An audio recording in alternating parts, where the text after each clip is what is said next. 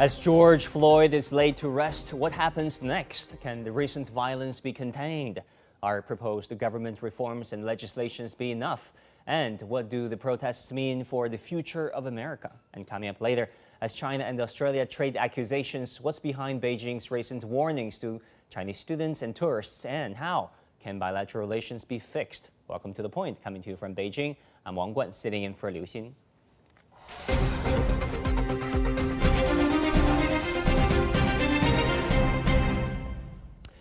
Protests over the death of George Floyd have entered their third week in the U.S. and elsewhere. On Wednesday, Floyd's brother, Philanese Floyd, testified in the U.S. Congress. He urged lawmakers to, quote, stop the pain and implement police reforms.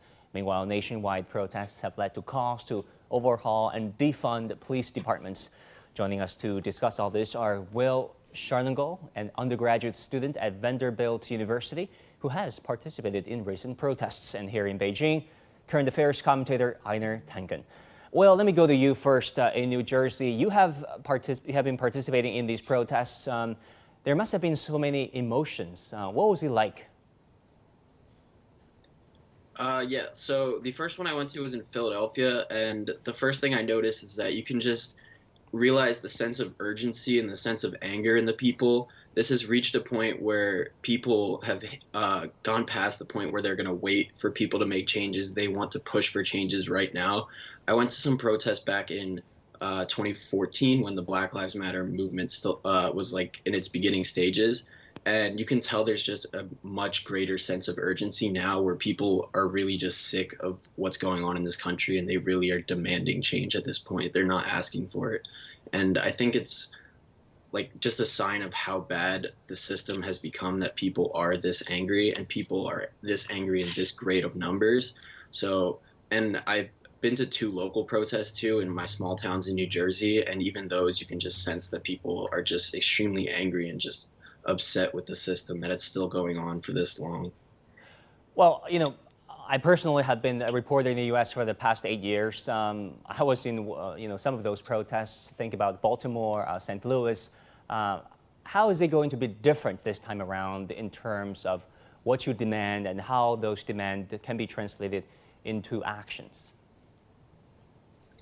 I think we're already seeing a difference in just the scale of the protest being in all 50 states and even countries around the world, and how long they've gone on, already going on to our third week of protests. I think what people are mainly demanding, obviously there's a widespread demands like across the board, but I think the main one that people are looking for is police reform, and in some cases even abolition of police. But I think the bare minimum that people are asking for is major police reform.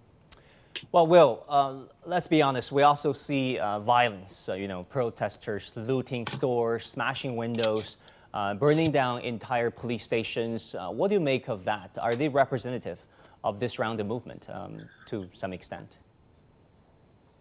I think it definitely depends on the situation. I think there's a lot of people who show up to protests with the idea to incite violence. They're not going there to actually support the protest. They're going there to wreak havoc, to benefit for themselves. But then there's also people who see violence as a way to make their voices be heard. And to be honest, if you see the amount of media coverage that the riots are being given, then you could say there is some merit to making your voices heard through violence. And I think we've seen that in the past before, where if all else fails, then riots definitely do get people's attention. And I think things like burning police cars, for example, are definitely symbolic acts that people can get behind. I don't think the looting of like local businesses is something that anyone supports, but I think when you talk about looting something like Target, like happened in Minneapolis, I think again you can make the justification for that as it because it's taking from a system that is part of the problem. So people see that as an act of, I guess, vigilantism. Well, Einer, I want to go to you in Beijing. What do you make of the anti-racism messages from a large number of protesters versus some protesters, turning violent, smashing windows and looting and burning police stations?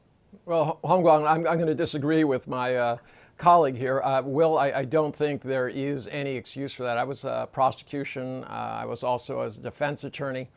I worked on a police community relations incident in Milwaukee, Wisconsin, which is one of the most racially divided cities in the United States.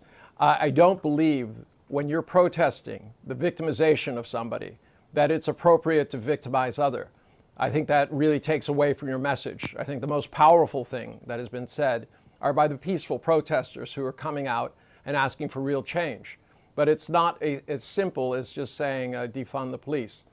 I can say from my own experience that the police departments that I had encountered with, many of them had toxic cultures, and they need to be changed. But you still need police because they perform a vital function. Without them, you would have chaos in society. Governments have to provide some sort of law and order. So the question is, how do you get rid of the culture while keeping the institution? And it's not as simple as just defunding them. Well, Will, do you want to comment on what Einar in Beijing has just said? I think I definitely agree that I don't think the best way to get your message across is like inciting violence. I think it definitely is like an option if all else fails. And I think there is still room for peaceful protests. And so I do think I'm personally against the violent acts of protest, but I do understand them. As for the police, I do definitely agree that it is an issue with culture as well. I think when you look at the type of people who choose to become police officers, there is common traits that are not traits you want from someone who is enforcing the law. And I think there are things you can change that can definitely fix that. I think if you look at the education of police officers, that's something that can change that. If you look at who you're hiring, that's something you can do to change the culture. So I think there's definitely things that can be done immediately to start to rework the culture in a way that's positive, as opposed to simply just getting rid of things that we don't think work. All right, let's talk about what needs to be done. Einar, both the House and the Senate said they're working on new legislation to address the issue of racism and police reform. Also, we saw the images of Nancy Pelosi kneeling down for a good 9 minutes to mourn the death of Floyd. What can we expect from both chambers of the Congress in the U.S. in terms of new legislations? Well, both sides are trying to walk that fine line between saying that they support this protest. They're outraged by a black man being literally killed for 8 minutes in front of everybody. But on the other hand, this is a political season, and you see many of them trying to figure out some way in which they can, quote, support the police departments.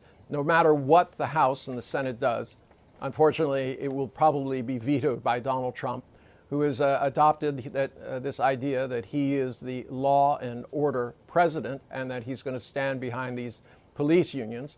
In his mind, he thinks that this will, in 5 months from now, pay dividends. And Will, what role do you think the Trump administration played when you think about President Trump's firm, stern attitude, supporting police actions, restoring law and order, condemning those actions of looting? Also some of his remarks are considered racist. What do you think the role of President Trump in complicating the whole situation? I think for the most part, all he's done is just gaslight the situation with his tweets, with his photo op with the Bible in front of the church. I think all he's done is just make the situation worse and make people more angry. Obviously, he hasn't done anything like specifically other than the photo op with the Bible that would incite people. But when he's sitting in the White House tweeting things that are drawing violence, for example, the tweet the other day about the man in Buffalo who's hurt, inciting that he could be like an actor, something like that is just completely irresponsible, and obviously is going to anger the citizens of America. Calling a 75-year-old man a possible domestic terrorist is just like a ridiculous statement, and like one that a president of the United States should absolutely never make. So I think for the most part, he's just been sitting in the White House making the situation worse, like in the most like irresponsible ways possible. Well, you once said that there are problems with the current system, and you as a white male has a responsibility to fight the system. What kind of, you said you have, a responsibility to use your privilege as a white male to fight the system. What kind of privilege are you talking about, and how do you think you can help? Yeah, so that's just privilege that just runs deep within the system. When you have a system that's designed by white men, it's going to benefit white men for as long as it exists. So that's just simple things like having my voice more likely to be heard, being less likely to be a victim of police brutality, not having to be questioned for the color of my skin no matter where I go.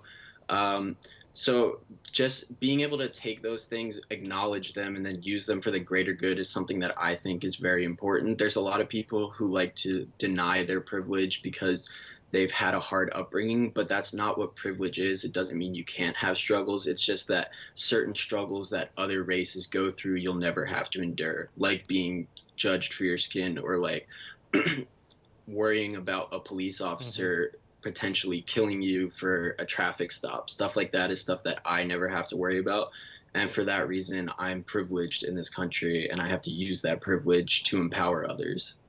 Einar, what should be the priorities when it comes to changing what's many consider to be institutional racism? Well, quite frankly, it has to be a change in the culture of these police departments, this kind of macho us versus them. And it's not a black and white thing. I've seen officers of color who have been just as brutal as their white counterparts. I mean, it is really ingrained in the culture that somehow we have the nastiest job in society, and no one cares about how we do it. They only care if they get robbed or whatever. So we're going to keep those people under wraps. That has to go. But that does not mean that it's simply defunding them. You know, if you send out a social worker to an area where there's drug abuse or there's a domestic violence incident, they're going to need to be escorted by the police. Given the number of guns that we have in the United States, the acts of violence that occur, people resisting arrest or resisting anything, a lot of them are in a highly anxious state. Some of them are on drugs or alcohol. This is not something where a social worker can do it. So the issue here is that we have endemic problems. There are things that we need to do in terms of having a safety net, making sure people have universal health, making sure that they have the training that is necessary to get them out of poverty, at least to the extent that they are on a level playing field. Right, certainly lots of educational, cultural, and economic issues at hand. Many thanks to our guests, Will Sharnagol and Einar Tengen. Thank you so much.